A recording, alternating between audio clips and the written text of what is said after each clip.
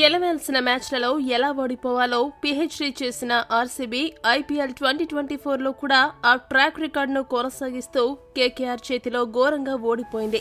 ఈ ఓటమితో RCB heart break అయింది. ఇక మ్యాచ్ అనంతరం ఆర్సీబీ కెప్టెన్ డూప్లెసిస్ ఆర్సీబీ ఓటమిపై విశ్లేషణ చేయడంతో పాటు ఆర్సీబీ ప్లే ఆఫ్స్ కు వెళ్లాలంటే ఏం చేయాలో కూడా చెప్పుకొచ్చాడు. డూప్లెసిస్ మాట్లాడుతూ ఏమన్నాడంటే, ఈ మ్యాచ్ తీవ్ర అసహనానికి గురి చేస్తుంది. ముఖ్యంగా మ్యాచ్లో రూల్స్ విడ్డూరంగా ఉన్నాయి. కోహ్లీ మరియు నేను బంతి నడుము కంటే ఎత్తుగా ఉందని భావించాము.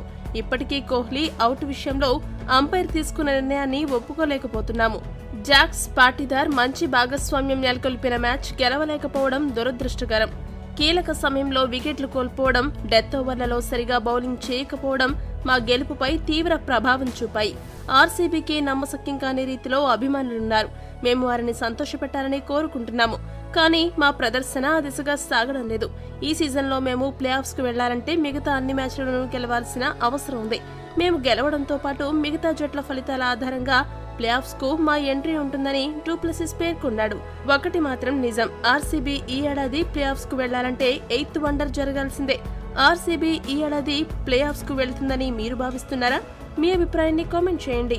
మరిన్ని స్పోర్ట్స్ అప్డేట్స్ కోసం మా ఛానల్ సబ్స్క్రైబ్ చేసుకోండి.